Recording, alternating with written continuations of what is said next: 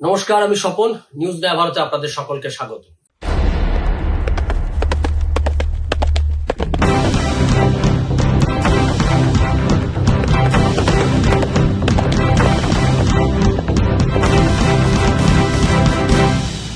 অভিষেক ব্যানার্জি তৃণমূল কংগ্রেসের second in command বলে যাকে এতদিন লোকে জানতো, সেই second in command Abhishek Banerjee, যার বিরুদ্ধে বিপুল দুর্নীতির অভিযোগ, সেই অভিষেক ব্যানার্জি অবশেষে আত্মসমর্পণ করলেন।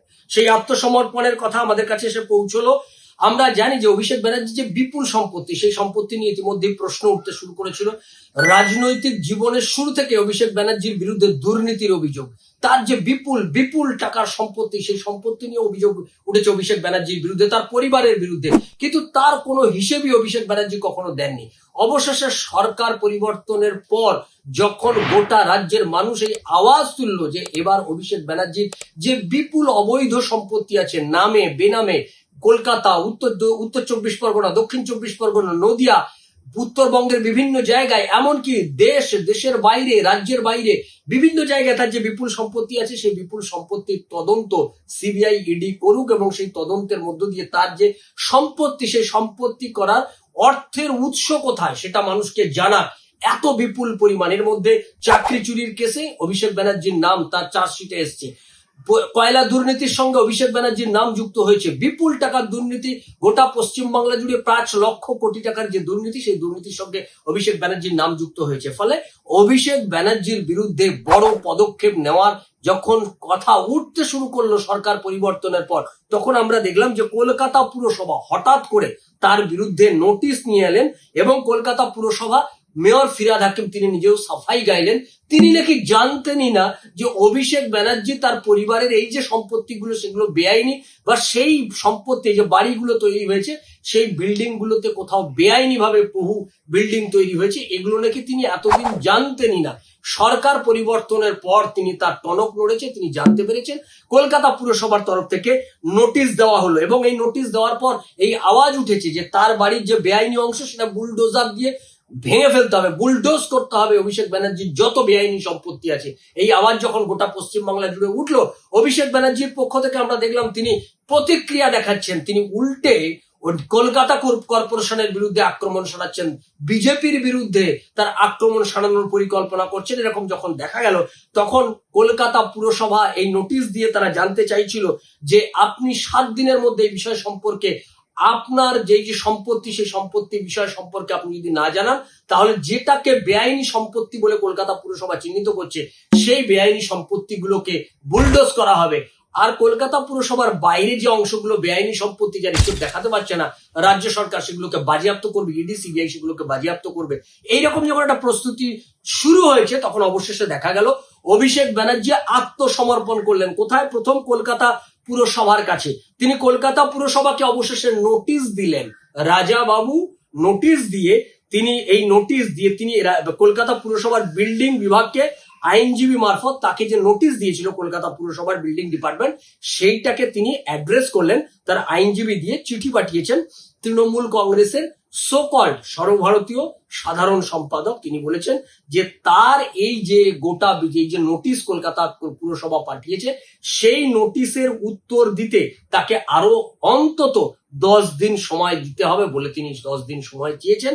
অর্থাৎ কলকাতা পুরসভায় তার অঞ্চলের মধ্যে তার যে বেআইনি সম্পত্তিগুলো রয়েছে, সেই বেআইনি সম্পত্তির ক্ষেত্রে এবং বেআইনি যে অংশ তৈরি করা হয়েছে, কাঠামোগুলো রয়েছে, সেই সম্পর্কিত বিষয়ে তিনি উত্তর দেবেন। সেই উত্তর দেওয়ার জন্য তাকে তিনি আরো 10 দিন সময় চাইছেন। কার কাছে চেয়েছেন?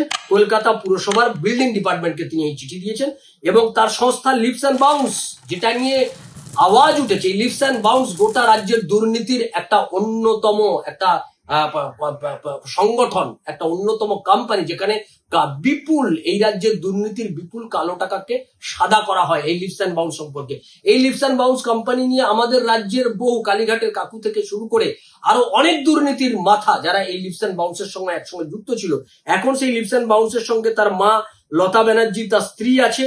সেই লিপস অ্যান্ড বাউন্সের সম্পত্তিগুলো যেগুলো কলকাতার মধ্যে রয়েছে, সেই সম্পত্তিগুলো বৈধ কিনা, এই সম্পর্কেও কলকাতা পুরসভা আলাদা করে একটা নোটিশ করেছে যে লিভস অ্যান্ড বাউন্স কোম্পানি, যেটা আলিপুরে রয়েছে, নিউ আলিপুরে যে লিভস অ্যান্ড বাউন্স এর কোম্পানি দীর্ঘদিন ধরে তালাবন্ধ অবস্থায় পড়ে রয়েছে, যে লিভস অ্যান্ড বাউন্স কোম্পানির যিনি অ্যাকাউন্টেন্ট তিনি বেপাত্তা, বিগত প্রায় 2 বছর ধরে তার কোনো খোঁজ নেই। আর লিভস অ্যান্ড বাউন্স কে কেন্দ্র করে যে জালিয়াতিগুলো হচ্ছিল, সেই জালিয়াতি সমস্ত কিছু বিগত 2 বছর ধরে থমকে আছে। লিভস অ্যান্ড বাউন্স কে কেন্দ্র করে যে জলের কারখানা ফলতাতে, সেই জলের কারখানাটাও বন্ধ হয়েছে। ইতিমধ্যে ফলতারও রাজনৈতিক অবস্থার পরিবর্তন ঘটেছে, সেখানে জাহাঙ্গীরেরও একরকম আত্মসমর্পণ করেছে। পুষ্পা ঝুঁকে গানে বলে পুষ্পা এখন ঝুঁকে পড়েছে। তিনি শুধু ঝুঁকে পড়েনি, তিনি শুভেন্দু অধিকারী প্রায় পায়ে পড়ে গেছেন।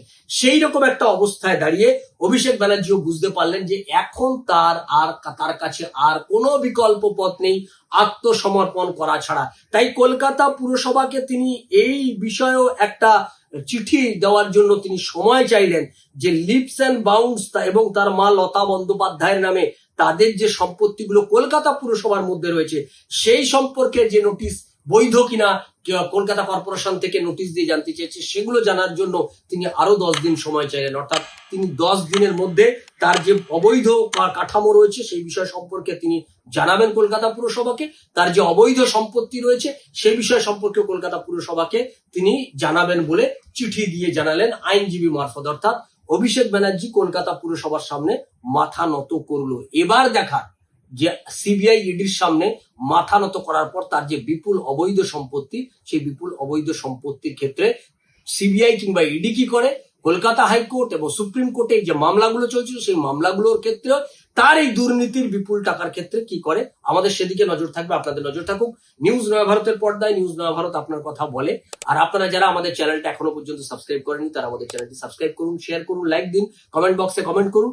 আর অবশ্যই আমাদের গুগলে সার্চ করে আমাদের যে ওয়েবসাইট, সেই ওয়েবসাইটটি দেখতে ভুলবেন না, নয়াভারত 24x7.com। এই ওয়েবসাইটটি সার্চ করে গুগলে আপনারা অবশ্যই ওয়েবসাইট থেকে অসংখ্য নিউজ আমাদের প্রত্যেকদিন আপনারা দেখতে পাবেন। ভালো থাকবেন, সঙ্গে থাকবেন নিউজ নয়া ভারতের। নমস্কার।